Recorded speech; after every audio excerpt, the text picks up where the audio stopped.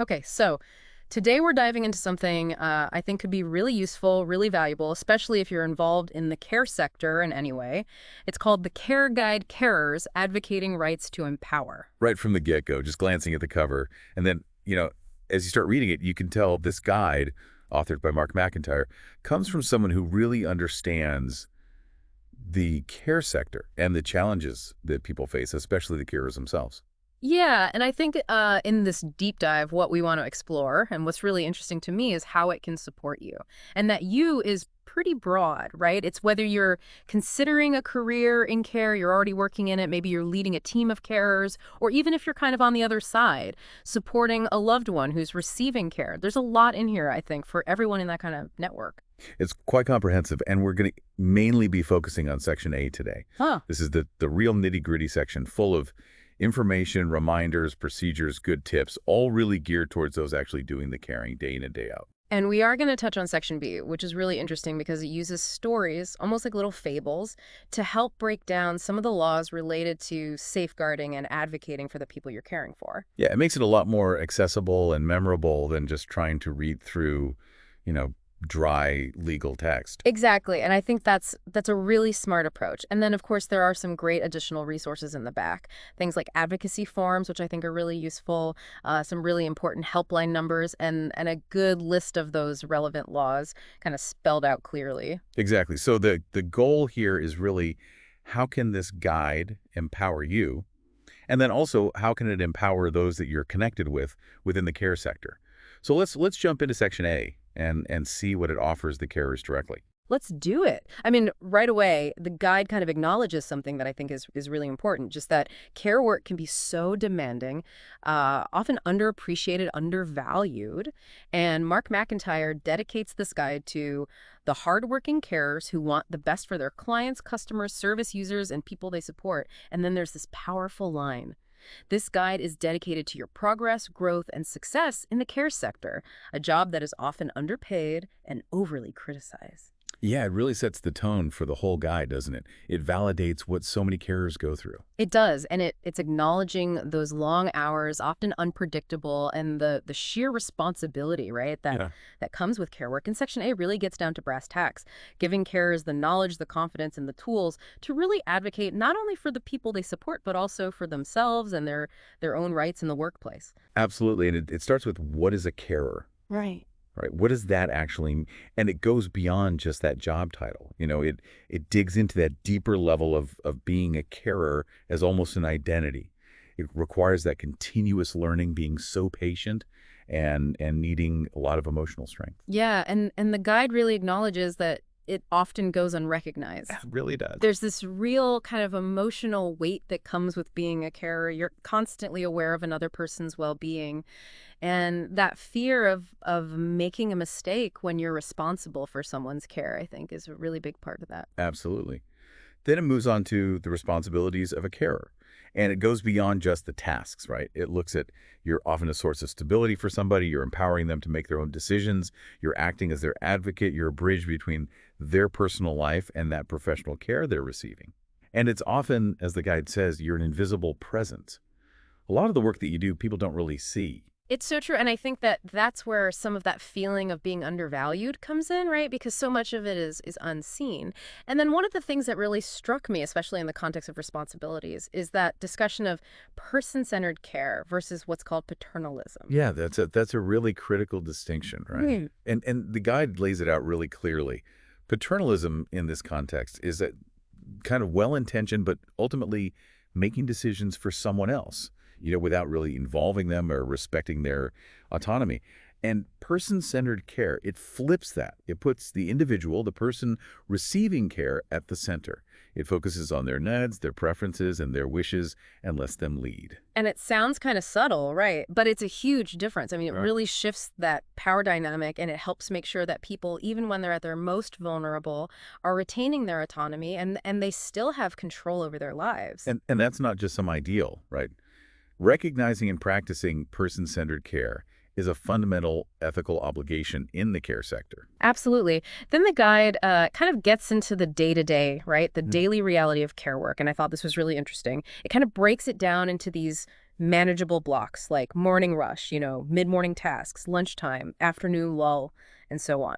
Just to give you a sense of how a day might flow and the constant demands that are placed on a carer throughout the day. It's true, and when you see it laid out like that, it really does highlight just how much variety there is in the work and how the demands can shift throughout the day. Yeah, absolutely. Now, one of the things that really stood out to me in Section A, and I think it's so important, is this focus on protecting yourself as a carer. Because as vital as this work is, it can be challenging. There's a potential for things like false accusations, unfair treatment, or even workplace policies that might not be protecting the carer. It's something that a lot of people don't really think about until they're in it. And the guide is very upfront about that. And then it gives some really important strategies for self-protection. Yeah. And it starts with understanding your workplace rights. There's legal protections that are already there. What do you have on your side? Yeah, and how to navigate situations like potential unfair dismissal or even having to deal with false allegations, which can be incredibly stressful. Absolutely. And knowing how to document everything correctly, report incidents, you know, making sure that you have a paper trail and you're protecting yourself in that way. And it's not just about the negative things. It also talks about work-life balance, which is so important. I mean, you can really burn out quickly in this field. And so it gives some good advice on managing stress, preventing that burnout, which is, as we said, is sadly very common in the care sector. Yeah, and it comes back to that idea of being a carer. It's more than just a job.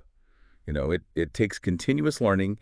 It takes those huge reserves of patience and emotional strength, and often it goes unrecognized, which I think adds to that burden, that feeling of stress and burnout. It does. And then when it looks at the responsibilities of a carer, again, it goes way beyond the practical tasks, and it really highlights those, I think, less visible roles that you often fill. You're being a source of stability for somebody. You're empowering them to make decisions. You're acting as their advocate, bridging that gap between their personal life and the professional care that they're receiving. And often, as we said, you are an invisible presence, and I think that adds another layer of complexity to the role. And this kind of brings us back to that concept of person-centered care versus paternalism, because I think that's where it really plays out in the day-to-day. The guide does such a good job of explaining why it's so crucial to empower the people you're supporting, involve them in decisions, respect those choices, really fostering their autonomy rather than falling into that paternalistic trap of thinking, oh, I know what's best for them, I'll just do it. Yeah, and that shift can be a challenge, right? Yep. But that's what person-centered care is all about. It's respecting their individuality, their preferences, even in areas where they need a lot of support. Absolutely. And then to give you a sense of what that actually looks like in practice, the guide walks through kind of a typical day. It talks about the morning rush where you might be dealing with personal care medication. Then it's mid-morning tasks, and those could be anything from, household chores to administrative work. Then there's lunchtime, which, can have its own set of complexities. Then maybe an afternoon lull where things are a bit quieter. And then, of course, it picks back up in the early evening, night preparation, and then those responsibilities often continue throughout the night shift. Right. And it's not just about the tasks, but how you approach them. Always coming back to that person-centered approach. And then the guide outlines those service user rights and best practices. And this is where it gets really detailed and really helpful, I think. It covers things like medication. And I really appreciated that it actually lists out the 7 rights of medication administration. Oh, yeah, that's really important. It's, the right person, right medication, right dosage, right time, right to refuse, and the right documentation. And having that clearly laid out, it just reminds you of those essential steps to ensure safety and accuracy. It's a great framework, I think, to keep in mind. And it's not just about medication. It's really across the board. It talks about food choices, making sure that people are empowered to choose what they want to eat, respecting that autonomy, clothing choices, recognizing that clothes can be a form of personal expression, and making sure that people are comfortable. Right. And then out-of-house activities, making sure that those are chosen based on what the person wants to do, not just what's convenient for the carer or the staff or whoever. And then personal hygiene, approaching that with respect and sensitivity, making sure that people, have control over their finances, their own money, respecting the privacy of their space. And documentation. Again, that comes up over and over, that accurate record keeping, which is, I think, so important for everyone's protection, both the carer and the person receiving care. And then, of course, sometimes things go wrong. There are mishaps, there are accidents. And the guide has a whole section on handling mishaps and accidents, and it really focuses on integrity and accountability. Absolutely. And being transparent, Yeah. acknowledging what happened, recording it, and then taking the right steps to find a solution, learn from it, prevent it from happening again. And what not to do, Yeah. like covering things up, shifting blame, that kind of thing. It's about taking responsibility. And then finally, in this first section, which, as we said, is really packed with information, it talks about safeguarding and legal responsibilities. And I think this is so crucial because proactive safeguarding isn't about restricting someone's life. It's really about respecting their autonomy, their dignity, but also being aware of any potential risks. Exactly. And knowing how to recognize those signs, those indicators of potential harm, and then what to do. What are those correct procedures? Because that's part of that responsibility as well. So Section A really lays a solid groundwork for, navigating that day-to-day work and responsibility of being a carer. It does. And then we move into Section B, which I just want to touch on briefly because I think it's so interesting. It uses stories, almost like these little modern-day fables, to really break down the legal framework around safeguarding and advocating for the people you're caring for. And there are 25 of these stories in total. And they cover such a wide range of topics. And it's really about making those legal principles, which can be really dry and confusing, relatable and memorable. So, for example, there's one story about the right to equal treatment, which is covered under the Equality Act of 2010. Super important act, protecting people from discrimination. And then there are stories about the right to fair treatment and protection from exploitation, which kind of falls under employment law. There's one about the right to play and rest, which brings in the working time regulations and the Human Rights Act. And it's not just those sort of broad, sweeping rights, it gets really specific too. There are stories about the right to fair pay, which is obviously huge, the freedom to say no, which I think is really important for people to remember, the right to creative expression, the right to make your own choices, and then some really crucial areas around, the right to not be subject to unwanted sexual attention, the right to be heard, the right to rest and recover, the right to privacy. It's a really, really broad spectrum of rights that it covers. And again, using those stories makes it so much more accessible.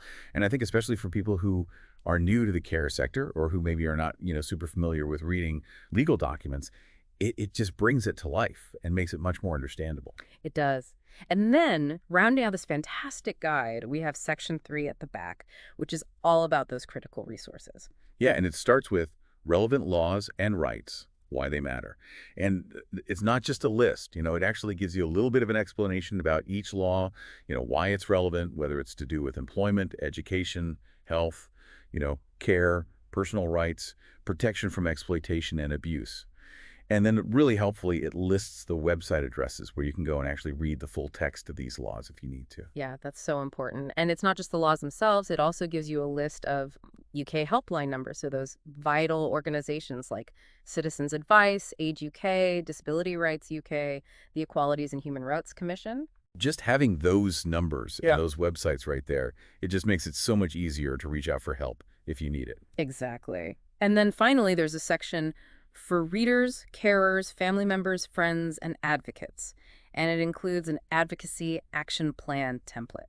I thought this was brilliant. Yeah, I mean, it's so practical. It gives you this really clear framework for taking action if you need to advocate for yourself or for somebody else.